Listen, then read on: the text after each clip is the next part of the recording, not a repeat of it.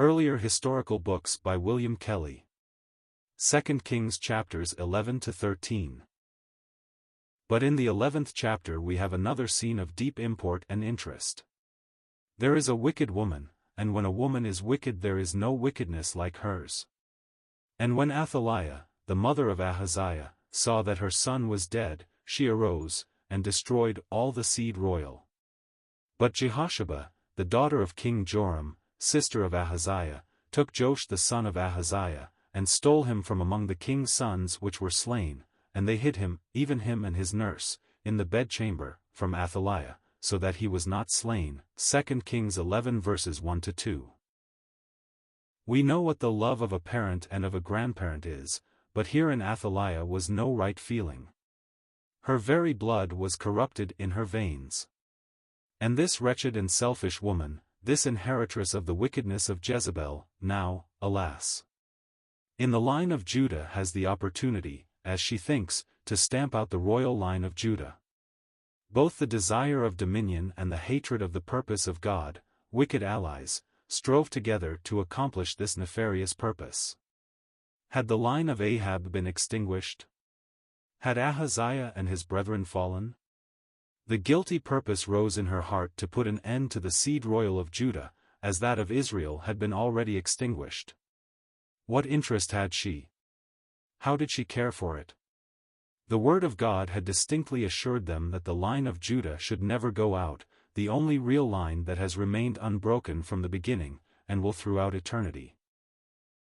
I speak now for the earth, up to eternity at least, for even if we only look at the earth under the government of God, that line, and that line alone, so abides. And yet there never was a line so slender, there never was a line that hung so often upon a single thread. Just contrast it with Israel. Think of 70 sons of one family. And, I will not say the promise, but the apparent moral certainty that that line must be perpetuated forever. But no, it was put out in one day. Who could have thought of it beforehand? And this too in the royal city, and by the royal servants, such is man, such is the world. The word of the Lord had said it. Oh! What foolishness is ours that could ever doubt a word of God? And what has God given us all this for, but that we may know that if that word stands in what is evil, how much more in what is good? If God accomplishes his threats to the letter, can his promises fail for an instant? I grant indeed that his promises continually seem to fail, just for the very purpose that our faith should not stand in appearances, but in the word of God. There would be no faith about it if all seemed to be easy and flowing, but it is precisely the contrary. All appearance is against it, but God watches still. If it were only one feeble scion of that house, it was enough. It was a scion of that house, and that house stands forever, because God has said it. And so we shall see in this chapter. Athaliah then, Joash's own grandparent, the one that ought most of all, from her sense of her relationship, to have been the guardian of that one only descendant of herself, who had her own blood in his veins, this very Athaliah seeks to destroy the one last remaining scion of the house of David. Well, it seemed impossible. For think you that when she thought to kill the seed royal she forgot the little boy? Not she. She knew well about him. It is not for me to say how the thing was covered over, how it was that Jehosheba knew how to guard the child from the suspicions and the inquisition that would naturally follow for one that was rescued, for if there was a woman that was crafty in what was evil it was Athaliah. I suppose it is not too much to imagine that there may have been a little conspiracy upon this good Jehosheba's part, also on the other side. At any rate, I have no wish to say anything to her disparagement, but I do say that, whatever the means, God employed the purpose of her heart for the shelter of the child. He was hidden then, and hidden where none could have expected, in the temple.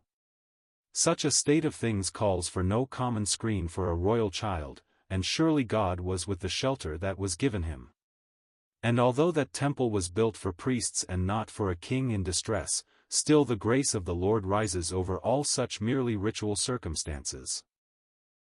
And the 7th year Jehoiada sent and fetched the rulers over hundreds, with the captains and the guards, and brought them to him into the house of Jehovah, and made a covenant with them, and took an oath of them in the house of Jehovah.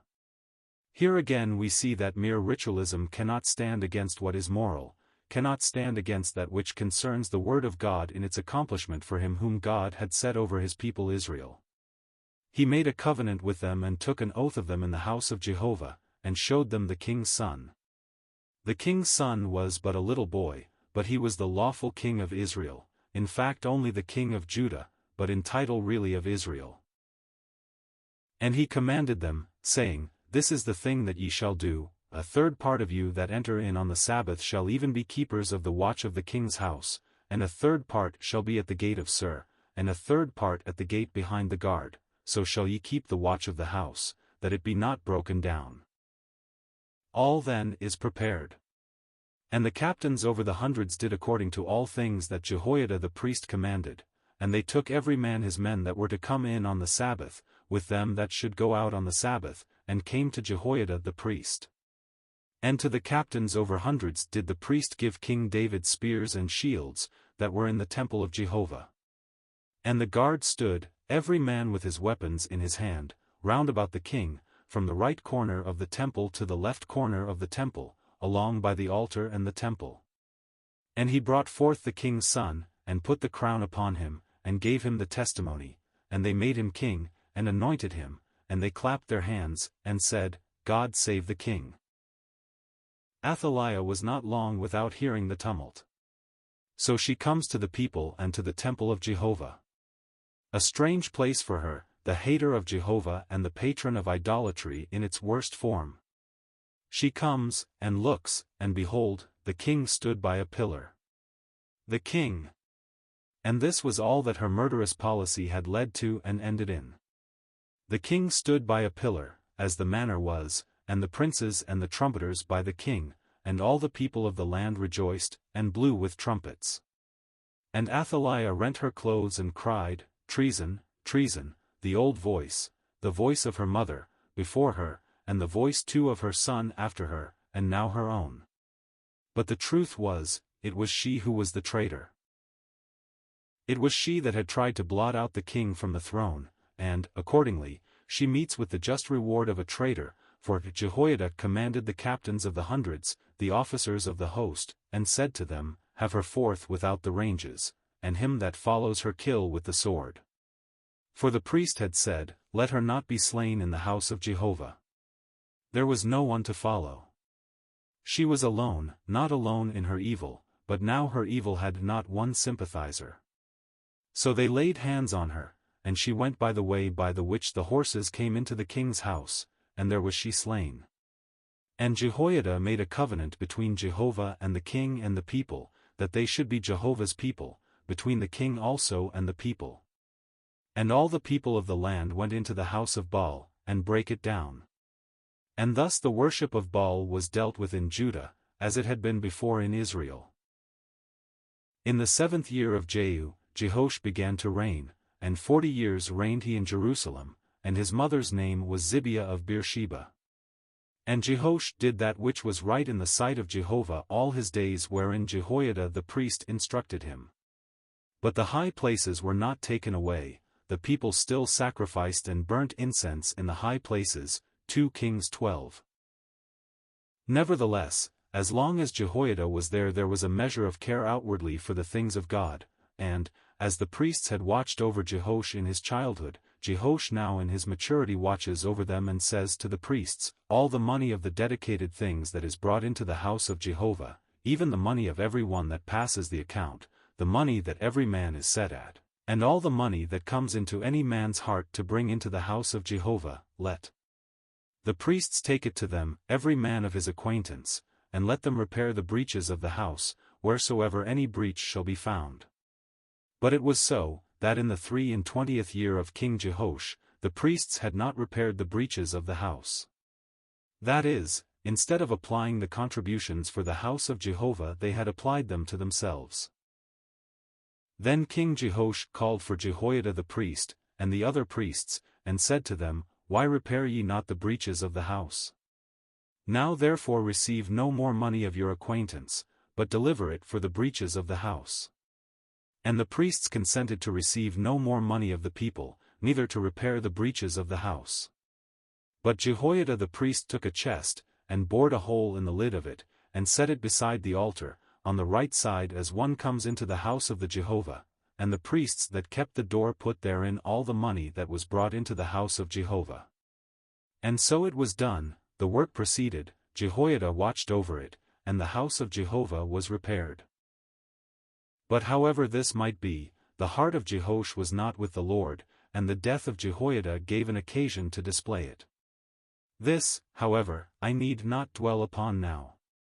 In the 23rd year of Joash the son of Ahaziah king of Judah, Jehoahaz the son of Jehu began to reign over Israel in Samaria, and reigned 17 years. And he did that which was evil in the sight of Jehovah, and followed the sins of Jeroboam the son of Nebat, which made Israel to sin, he departed not therefrom. And the anger of Jehovah was kindled against Israel, and he delivered them into the hand of Hazael king of Syria, and into the hand of Benhadad the son of Hazael, all their days. And Jehoahaz besought Jehovah, and Jehovah hearkened to him. 2 Kings 13. How gracious is the Lord! We see, alas, that the one who began so fair at last slips away from his original integrity. But we see that the man who hearkens and bows to the Lord is never without, at any rate, some measure of recognition on God's part. And Jehovah gave Israel a Savior, so that they went out from under the hand of the Syrians, and the children of Israel dwelt in their tents, as before time. Nevertheless they departed not from the sins of the house of Jeroboam, who made Israel sin. But, after this, we find, in the 37th year of Joash king of Judah began Jehoash the son of Jehoahaz to reign, and he comes in contact with the prophet Elisha. This is a point that I wish to direct your attention to for a moment. Joash comes down, and weeps over Elisha's face, and says, O my father, the chariot of Israel, and the horsemen thereof. The same words that Elisha himself had used when he saw the prophet going up to heaven, that is, he acknowledged him to be the strength of Israel. What makes it so touching is, that he was dying, all natural vigor was departing from him. But just as Elisha owned that the strength of Israel was not in horses or chariots, but that he was the one, that he was all their strength as far as God had employed him for that purpose, so here in the same way Joash the king of Israel owns the dying Elisha, and God owns the word. And Elisha said to him, Take bow and arrows, and he took to him bow and arrows. And he said to the king of Israel, Put thine hand upon the bow, and he put his hand upon it. But there was another and a mightier hand, although the hand of a dying man. Elisha put his hands upon the king's hands, and God saw, and God gave the power, the needed power. And he said, Open the window eastward. And he opened it. Then Elisha said, Shoot. And he shot. And he said, The arrow of Jehovah's deliverance.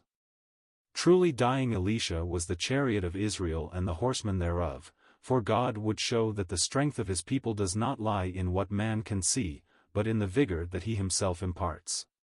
The arrow of Jehovah's deliverance, said he, and the arrow of deliverance from Syria, for thou shalt smite the Syrians in effect till thou have consumed them. And he said, Take the arrows. And he took them. And he said to the king of Israel, Smite upon the ground. And he smote thrice and stayed. Why did he stay? Did he not know what the prophet meant?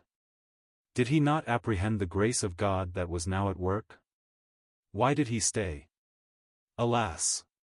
A man never stays out the grace of God, even were it an Abraham who leaves off when he ought to go on. Yet the grace of God never fails of its purpose.